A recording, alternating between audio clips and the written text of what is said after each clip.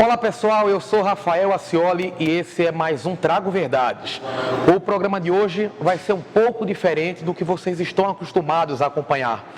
Nesta edição nós vamos fazer uma homenagem a um amigo, a um cantor, a um ser humano de um coração espetacular que nos deixou de maneira abrupta e com apenas 28 anos.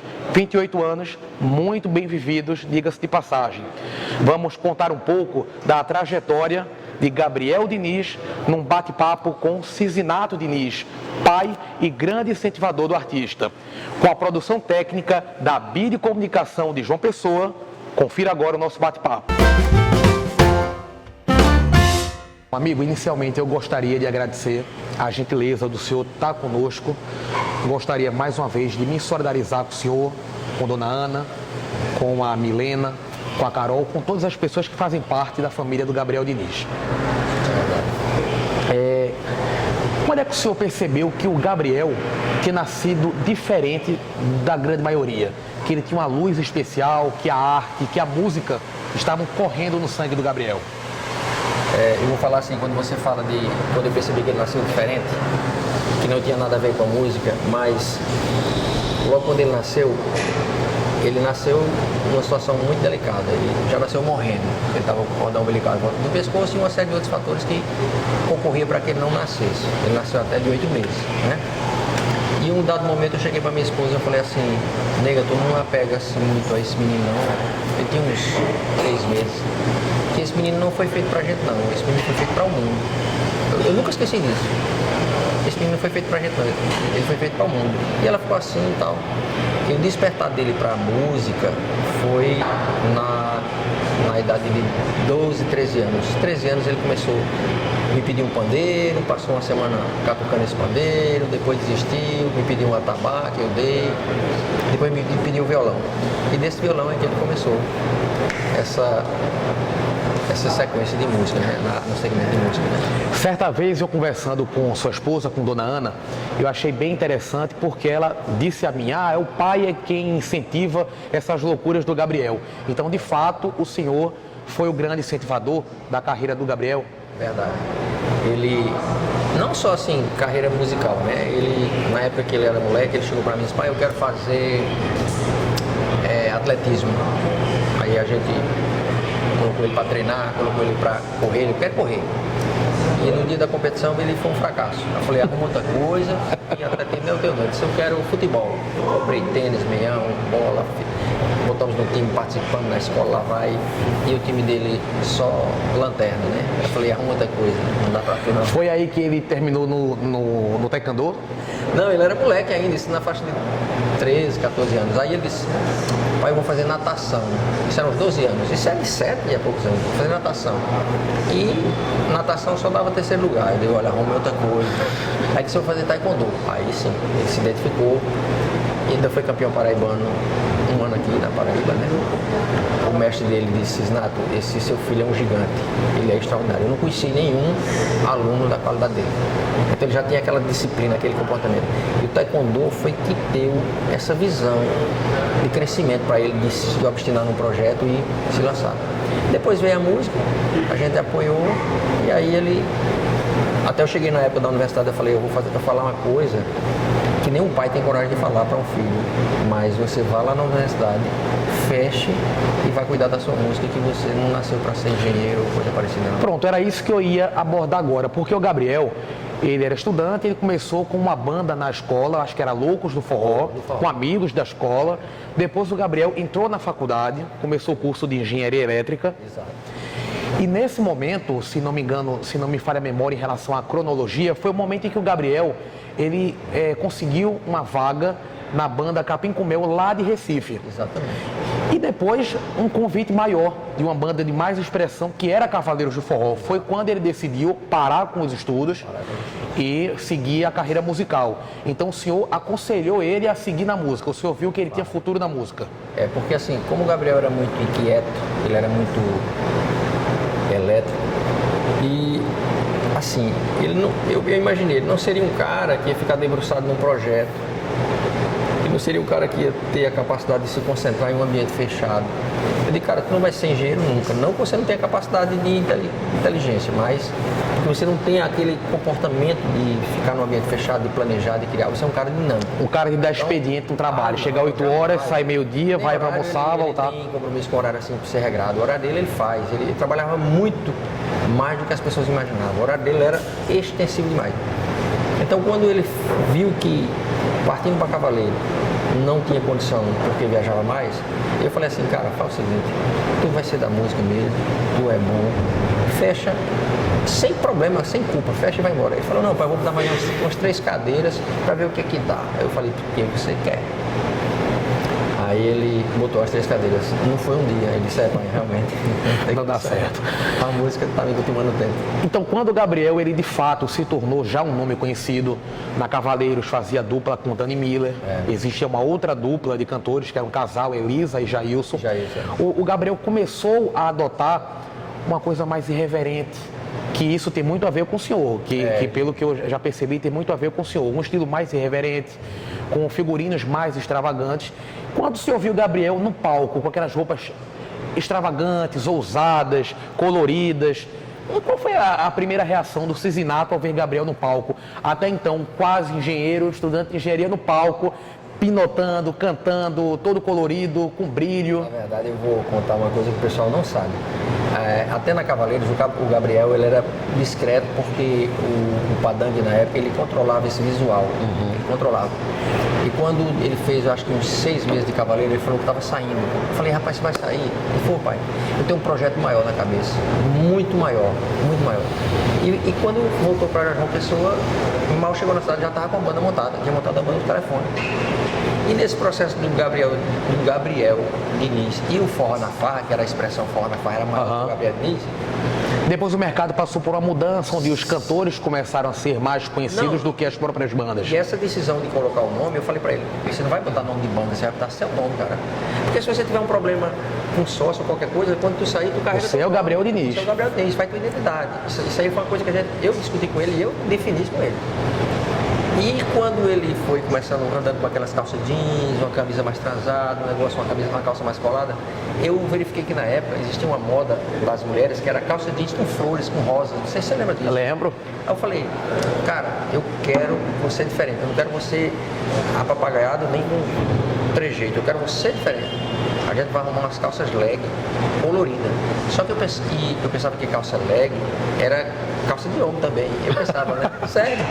Aí a namorada dele na época disse, que era, acho que era Paulina na época, disse, Cizi, eu vou viajar e a gente compra essas calças. E ela trouxe 13 ou foi 17 calças. Eu lembro dessas calças, as calças, que quem não conhece, eu acho que os homens muito não conhecem, a calça, ela quando vem desembalada, era desse tamanho, porque ela estica.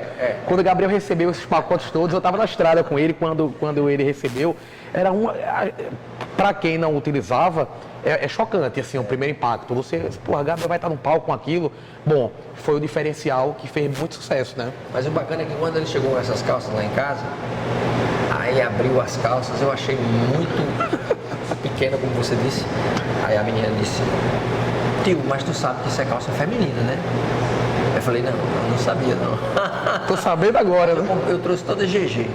E aí, GG, para ficar mais com cara de masculinidade. E aí Gabriel começou a usar essas calças masculinas, aliás, grandes, mas porém umas calças femininas. E fez essa loucura aí no principal. Né? Por falar em figurino, certa vez, quando eu trabalhava na Rede Globo, eu visitei um apartamento do Gabriel.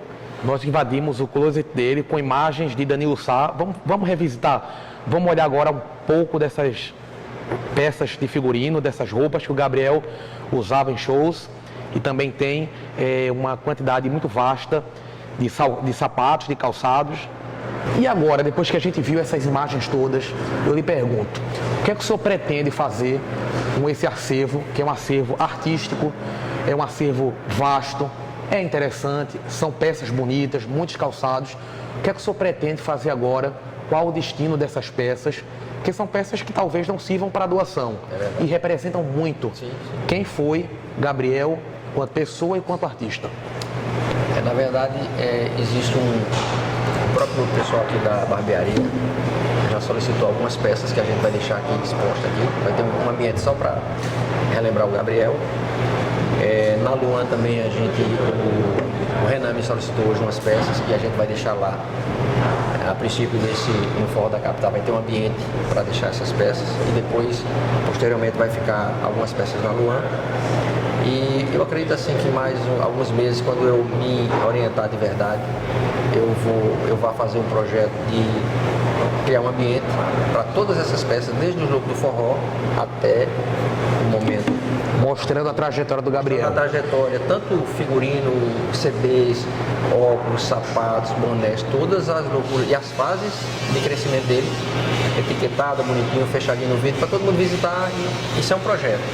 Eu creio que quando der mais uns 3, 4 meses, eu apure mais essa ideia e termine criando alguma ideia mais bacana. Então, nós podemos aguardar, de certa forma, um museu, um espaço que lembre o Gabriel. Vai ter, eu acredito que vai ter espaço. Eu não diria assim um museu porque a gente fica assim um pouco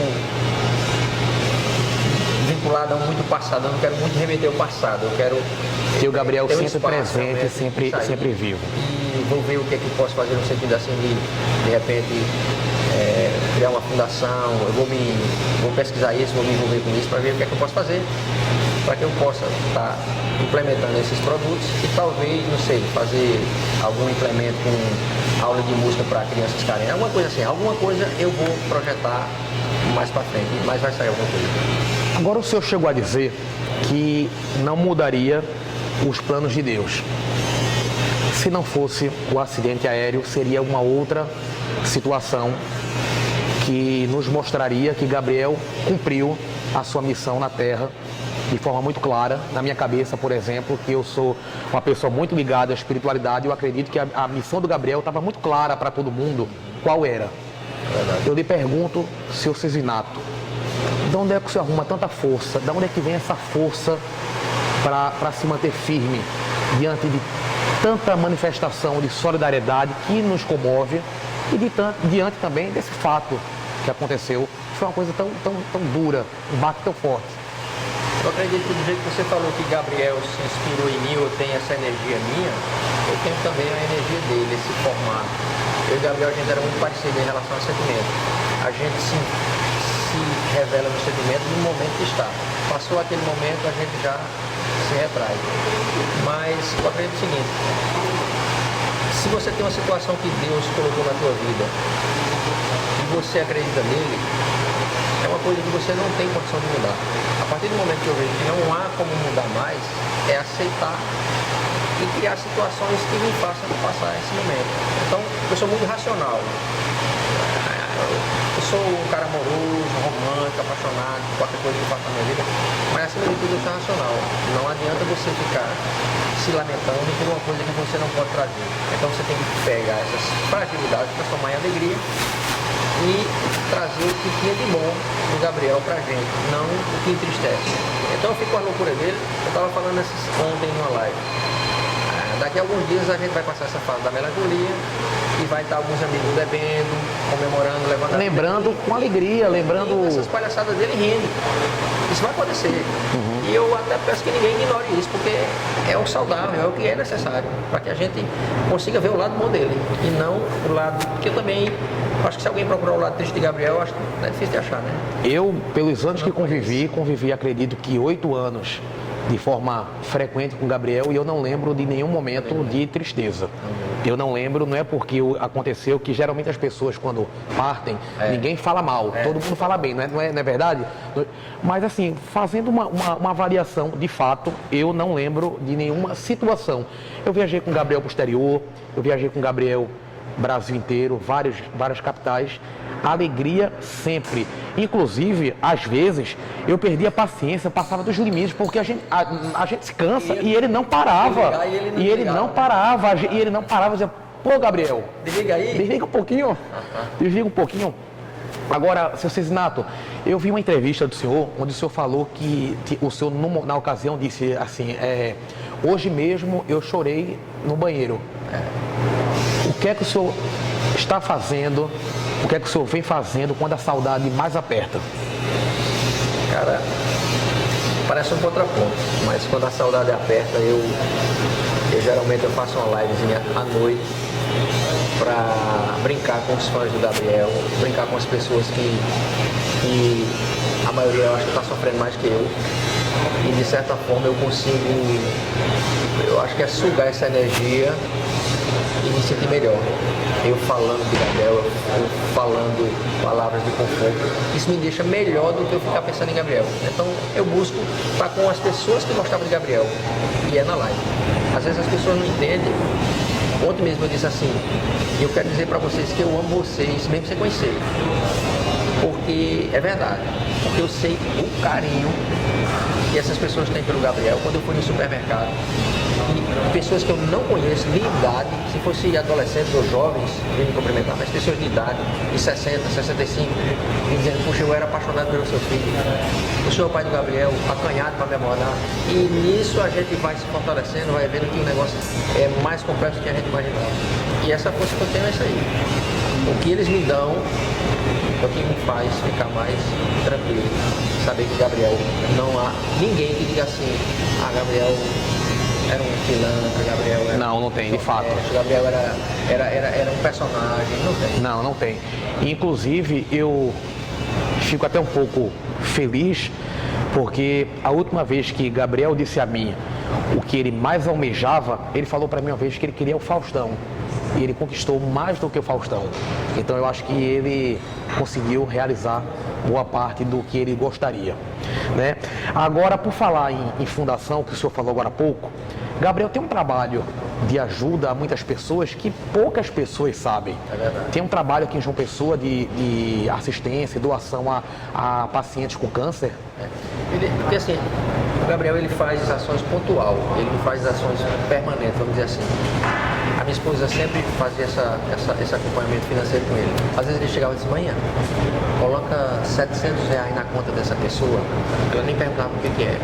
Aquilo era uma consulta de um médico para uma pessoa. Pai, manhã, bota 8.000 na conta desse neném que ele viu na rede social. Por quê? Porque o pai estava fazendo a campanha, a cirurgia da criança era 10.000 e tinha arrecadado pouco. Então ele botava. Tinha pessoas que estavam com problema de saúde aqui, a gente tanto ajudava, ele pedia para ajudar tanto financeiramente com alguma medicação, como às vezes com cesta básica para a família se manter por um período, até enquanto aquela situação tinha sido sanada. Eu acho que a gente tem que divulgar, não só do Gabriel, como de várias pessoas, atitudes bonitas, positivas como essa, porque a gente estimula outras pessoas a fazerem o bem, né? Então tem um fato que eu acredito que isso não foi tornado público.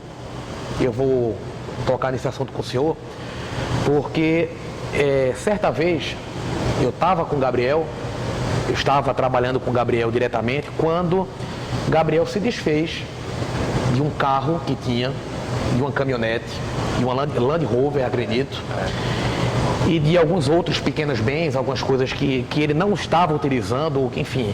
E pegou esse dinheiro e surpreendeu o senhor, eu acredito que foi dessa forma, e ele doou isso para igrejas. Ele não escolheu uma igreja grande, foram pequenas igrejas de bairros. Eu falei nesse assunto hoje, nessa situação hoje. Ele tinha uma Land Rover que deu problema. Dessa Land Rover terminou se tornando, ele transformou numa Hilux. Essa Hilux ele mandou um amigo dele comprar e dar para mim. Quando ele deu para mim, quando ele contabilizou, ele ficou com prejuízo aí de uns 100 e poucos mil, 100 mil mais ou menos na época.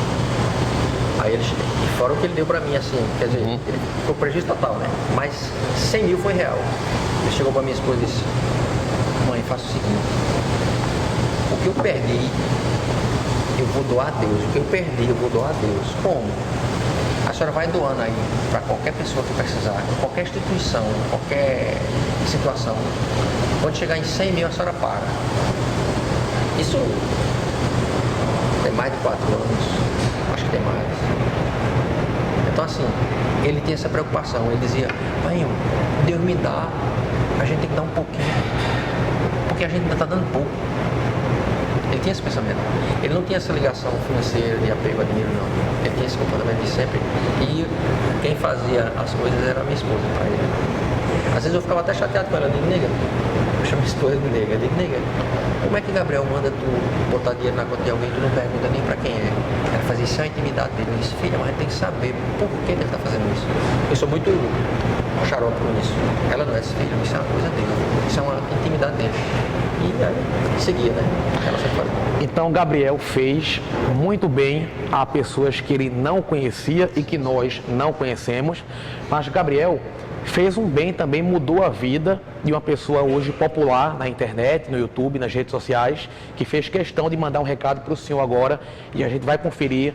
Fala aí, João Quirino. Rafa, Cisinato, como é que vocês estão? Tudo bem com vocês? Seguinte, primeiro, antes de tudo, gostaria de mais uma vez, viu, Cisinato, desejar meus pêsames para você.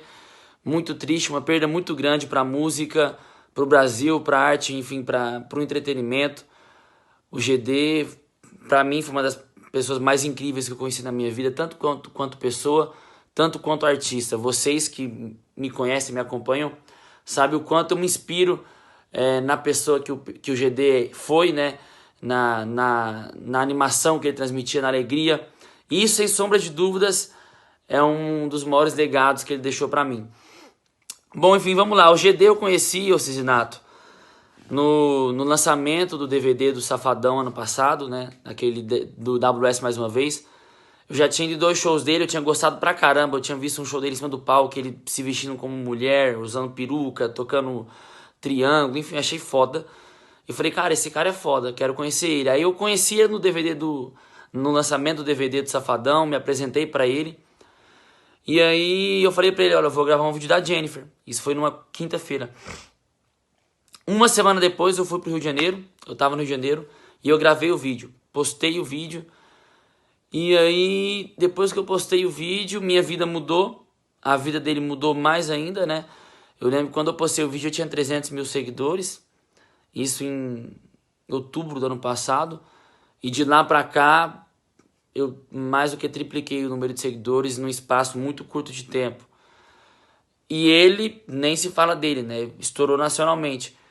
Então, o GD tá marcado na minha história, ele tá atrelado em tudo que, enfim, eu vou conquistar daqui pra frente, ele vai ter a parte dele daqui 60 anos, eu sempre vou lembrar do que a gente construiu juntos, né? E do que ele significa pra mim, do que ele marcou pra mim. Então é isso, acho que perder sempre é muito ruim, é muito triste, ainda mais de uma forma tão ruim assim, mas a gente tem que pensar no tanto de coisa que ele fez de bom pra gente, enfim, no tanto de momentos bons que a gente tem com ele, e o tanto de gente que ele alegrou, né, que ele fez feliz. E a vida é assim, muita força pra gente, e vamos que vamos, porque a vida continua, viu? Tamo junto, todos vocês aí, viu? Cisinato, Rafa, abraço. Tá aí então a participação do querido amigo, um abraço, João Quirino. E foi uma parceria de uma via de mão dupla, né? Porque o João também ajudou muito na Jennifer, né? Eu até relatei em outras entrevistas, acho que 2 eu citei isso, que a Jennifer, o Gabriel lançou e ela ficou dormindo, ela não teve aquele impulso rápido de resposta.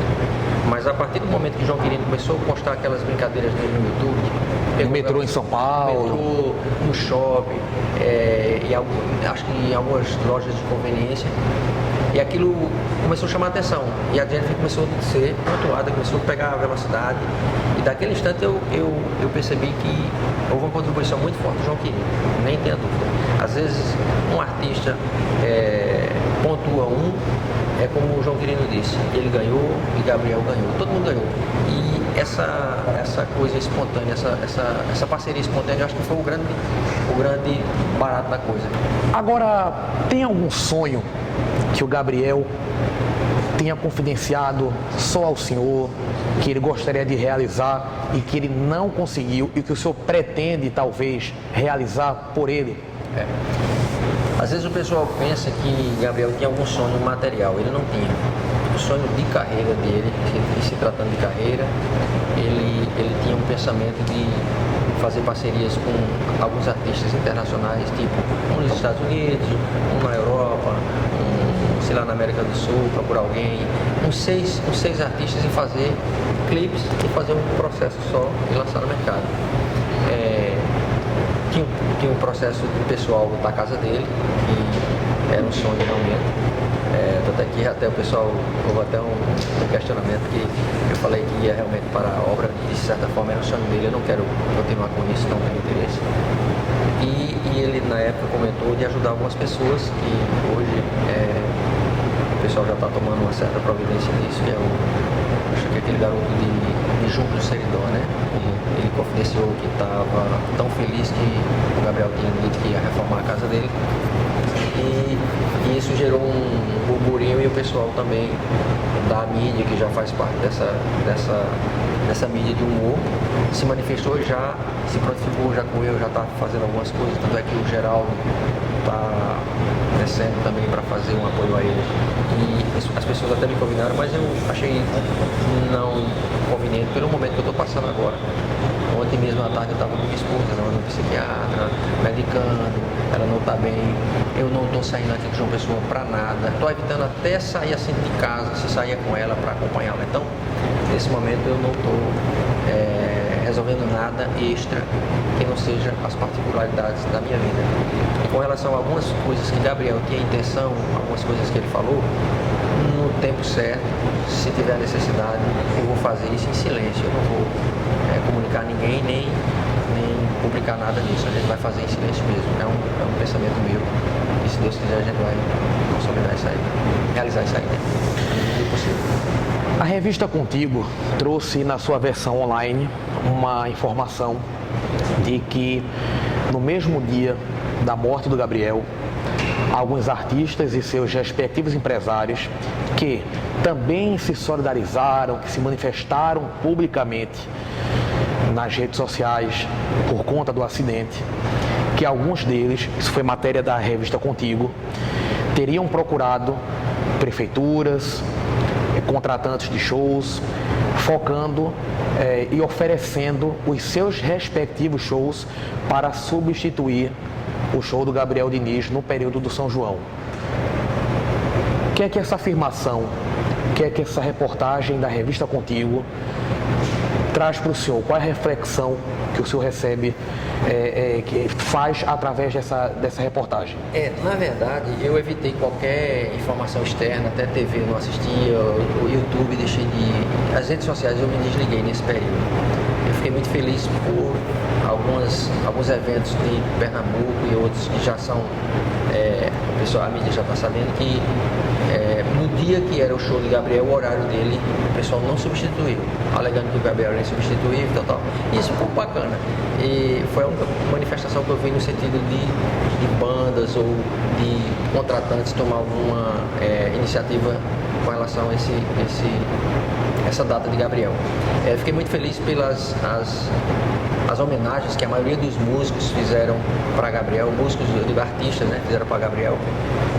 Mas eu fiquei mais feliz por essas homenagens, tanto é que amanhã eu vou estar em Recife, vai ter uma homenagem ao Gabriel acho que era Forró da Capital, é isso? São João da Capital. São João da Capital. E a gente vai participar, e assim, vai ser um negócio bacana. Acho que as prefeituras ou as pessoas que contratam, eu acho bacana que você tenha a oportunidade de colocar o som do Gabriel, algumas manifestações, algumas pessoas vão falar, e o público e os fãs vai ter a oportunidade de curtir aquele momento. Eu acho que é saudoso e doloroso pelo fato de ser uma época de São João, uma época de clima de festa que Gabriel sempre participava. Então, para o público é importante ter esse espaço, que às vezes, talvez, algumas contratantes talvez não tenham compreendido, mas a particularidade de cada um, eu acho que a gente tem que considerar tudo que cada um faz para o seu bem ou para o bem do seu evento, né? E o Gabriel, ele comentava que ele estava muito feliz porque artistas que anos atrás ele admirava, que ele era fã, Jorge Mateus, alguns outros, hoje eram amigos, se tornaram amigos do Gabriel. O Gabriel conquistava todo mundo. Recentemente ele estava em um hotel, ele comentou isso, que ele estava na piscina do hotel conversando com o Mateus de Jorge Mateus. E ele confidenciou a amigos, como ele falava sempre, ele, boy, há anos atrás eu era fã desses caras, hoje esses caras estão aqui comigo de igual para igual. Então, assim, o Gabriel, ele teve muitos momentos de alegria, ele proporcionou a muita gente, mas ele também teve os grandes momentos de alegria, e é com essa alegria do Gabriel Diniz que a gente vai lembrar, não é vai tentar, a gente vai conseguir lembrar dele sempre, até porque ninguém consegue ter uma lembrança, uma memória negativa do Gabriel. Seu Cisinato, muito obrigado por ter conversado conosco. Obrigado. Desejo ao senhor muito sucesso, muita sorte, muita paz e qualquer coisa, conta com a gente. Beleza. Eu agradeço também o espaço, porque à medida que as pessoas se dispõem a dar um espaço para falar do Gabriel, para mim isso me alegra muito, porque a gente tem aquele espaço para dizer o quanto o Gabriel era importante para a gente, não só como artista, mas como filho, como pessoa. Eu tenho uma admiração por Gabriel e tenho admiração para o Gabriel como ser humano. Às vezes a minha esposa não entendia como eu conseguia separar o Gabriel do filho, o Gabriel do artista e ver o Gabriel o ser humano. E eu sempre dizia assim para minha esposa, eu achava que eu conhecia um cara extraordinário, que eu dizia que era meu pai. Mas o Gabriel, ele se superou de uma forma que eu e meu pai, a gente não dava 2% do que ele era. Isso eu falava antes de ter esse problema, antes de acontecer esse problema com o Gabriel, porque a gente via a qualidade de pessoa que ele era. E me sinto feliz de poder falar isso para vocês. Então, ao som de uma música que eu gosto muito, vamos nos despedir. Seu Cisinato, Obrigado. Um forte abraço. Obrigado. Obrigado.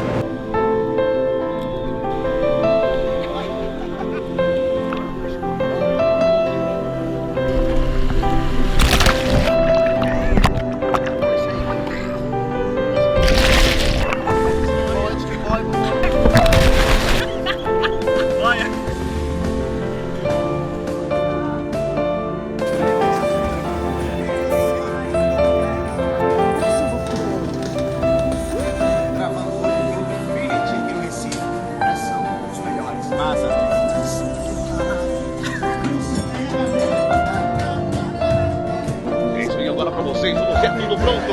É isso aí, Mr. Produções pra vocês agora.